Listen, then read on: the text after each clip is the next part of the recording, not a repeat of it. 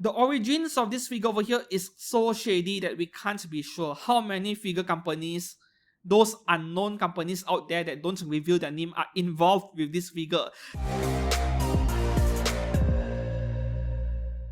Hi and welcome back to the channel. I'm Steven, today with a figure review. A really interesting situation we have over here because this is my very first unlicensed third-party PVC figure review.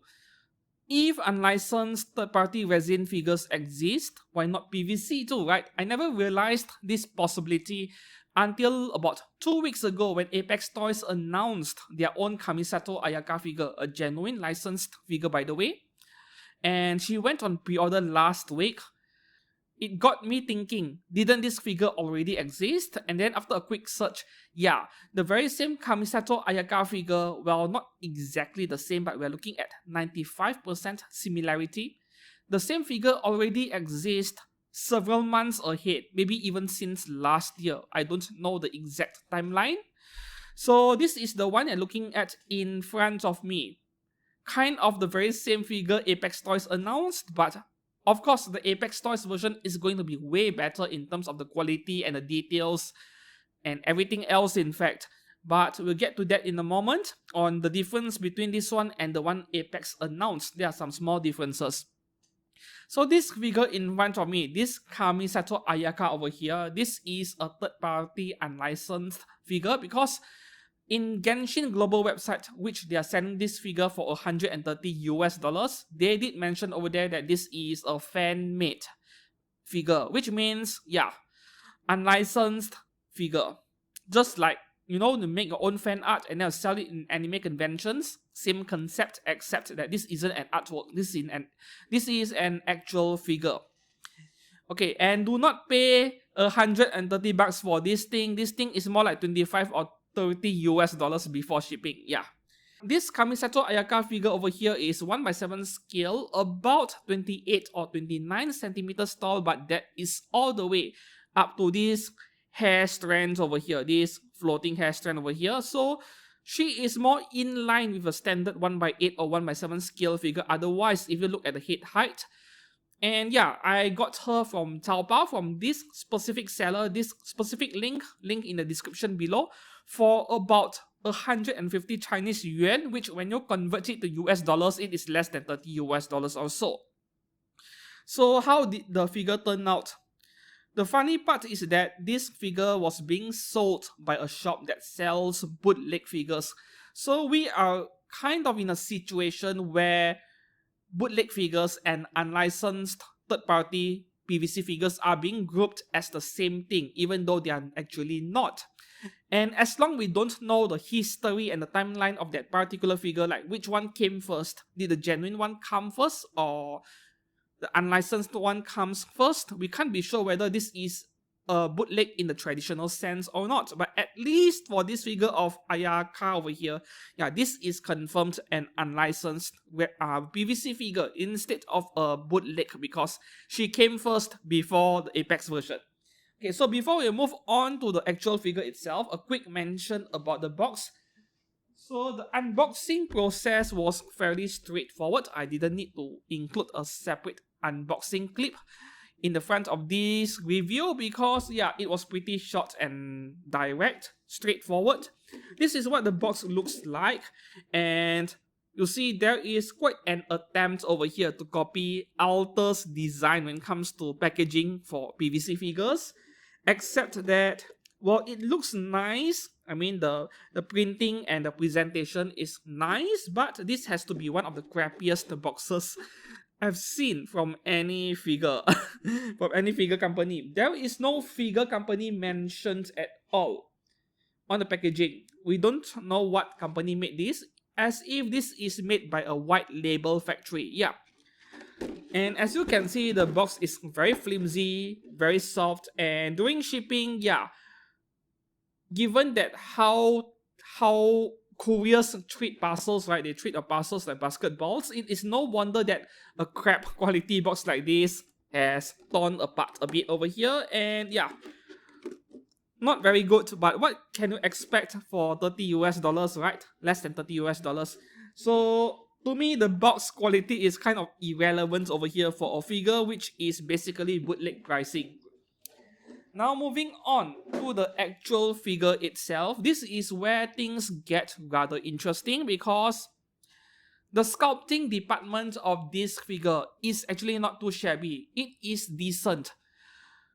If I had to nitpick, because I always notice the smallest flaws in any figure. Once again, just like my Marine Kitagawa resin figure, which I reviewed about a month ago, the eyes on this Kamisato Ayaka figure is actually also misaligned in a very similar way as Marine Kitagawa. Her left eye is slightly shifted to the side and also upwards, and we are talking about very slightly over here. Initially, I did not even realize because, well, before I decided to buy this figure, you need to bear in mind, I also checked out user photos, right? Users who posted reviews in the very same item they purchased from the shop they purchased from. They post their own reviews, they post their own user pictures. That is where I got my reference from. And initially, based on those pictures, I did not notice the eyes are actually off. Partly because the quality of the pictures in the website kind of suck. Understandably, they compress the images into oblivion. Eye placement on a figure is not as easy as we might think. And this is also why I am always afraid of, painting my own garage kits. Those black and white grey color figures that are unpainted. I'm very afraid to handle those kind of figures. I may get the painting right on the entire figure but mess up the eyes in the end. This is my biggest fear. And to see third-party resin figures, and also once again this PVC figure over here where they mess up the eye placement ever so slightly, kind of shows you that it is not as simple as we think. But then again, this thing, unlike that Marine Kitagawa resin figure, which is like $180 US, this thing is less than $30 US. So perhaps this flaw is slightly more forgivable, I suppose. And then you look at the body, the outfit. This is where I'm so impressed in the sense that these white label factories in China that make figures, be it bootleg or unlicensed or anything else, their craftsmanship is way better than the likes of Good Smile Company pop-up parade. And they cost less, yes. I mean, take a look at the paint work on her outfit. I think with this specific figure over here, the brand, the company behind this figure, they really are focusing on the outfit and kind of neglected everything else slightly. Like their priorities are on the outfit and it really shows over here. You look at the paint work and the decal work on her outfit, you would have never guessed that this came from a factory that manufactures maybe bootleg figures as well. The decal placement and the paint finish is fantastic. And when you gently touch the surface of the figure, like the surface finish of the paint work, it is very smooth, right? It feels like they actually applied a matte coating on the entire paint work, on the entire figure, unlike bootlegs or pop-up parades. When you touch the surface, it is not that smooth in surface finish. It is slightly rough to the touch, like it feels unrefined. It is not the case over here. This figure feels really refined on the surface finish. They applied a coating over here, and this surprises me because clear coating, matte coating, at least the good quality ones, they are not cheap. The high quality paintwork on the figure continues even on the back. Look at that ribbon over there and that jewel in the middle. Most bootleg or low cost figure manufacturers, they focus on making the front of the figure look well, and then the back side, the rear of the figure, that is where you see all kinds of quality control issues happen. However, I can't really say the same for her legs. Those white stockings and the black sandals, those are definitely price figure level quality. As mentioned earlier, they focused 100% of their effort on the outfit and the body, and then everything else are secondary in terms of importance. But then again, I don't want to knock this figure too hard given that this thing is very affordable, but the worst part of this figure has to be the base. Not that there is anything wrong with the base design over here, but then this blue color part over here, which is supposed to be attached to the right foot, yeah, it came off, it was loose inside the box. Wasn't exactly broken, more like the glue came off, right? They did not apply enough glue or something like that. And because this part is translucent, you look at the part from the side, right? You can see a lot of glue stains underneath it. I know that I'm nitpicking on a very low cost figure, but I need to be as objective as possible. Not to mention those low quality fragile looking foot pegs in each leg. Yeah, it feels like this figure, once you plug it into the base, you should never attempt to remove it again because you are almost guaranteed to break the foot pegs.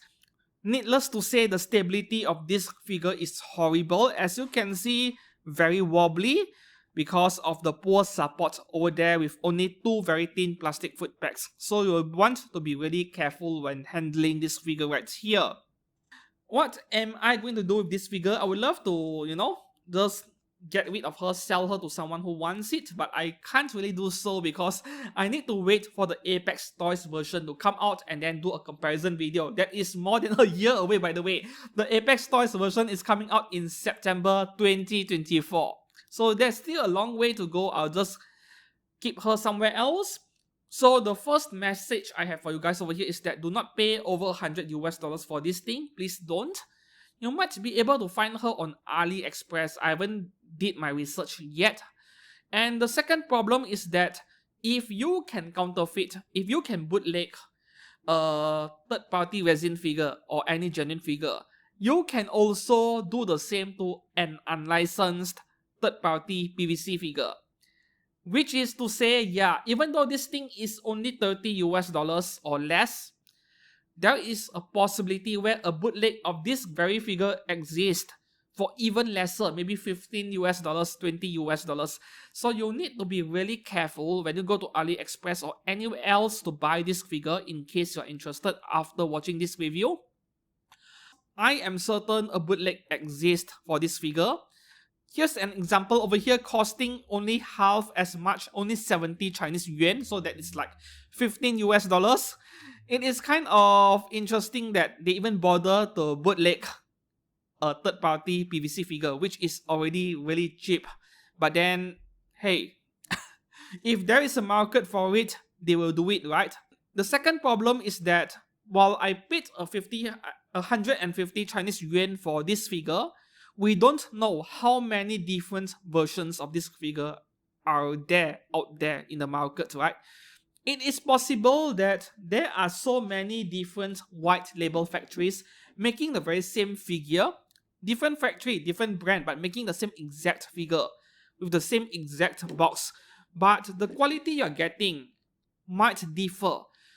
The origins of this figure over here is so shady that we can't be sure how many figure companies, those unknown companies out there that don't reveal their name, are involved with this figure.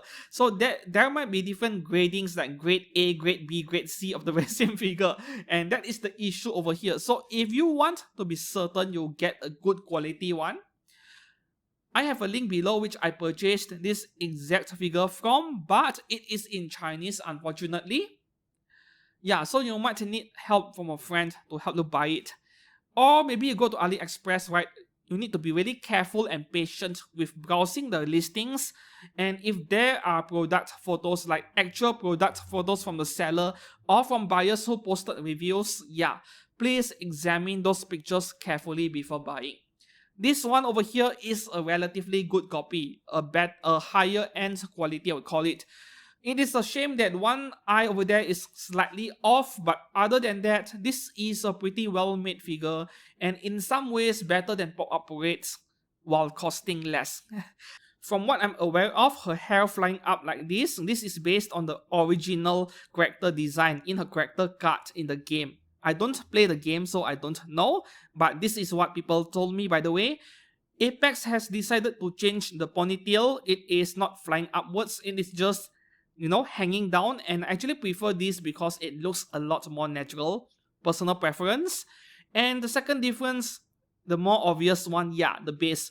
Apex Toys decided to give her a more elaborate, detailed, and kind of like a diorama base. But as a result, the Apex Toys version is not cheap at all at 24,000 Japanese yen. That is actually kind of pricey even for an Apex Toys Genshin figure, given that Keqing wasn't that expensive if I remembered correctly. And yeah, Ganyu was even cheaper. So would you pick up the Apex Toys version, spend quite a bit more, or are you content with this because your budget is limited, or you are going for both? Let me know down in the comments below. We'd love to hear your opinion on this. If you enjoyed today's review, please do give this video a like and consider subscribing to this channel. After all, it does not cost you anything and you are helping out the channel to grow even further. Until then, I'll see you guys very soon. Goodbye.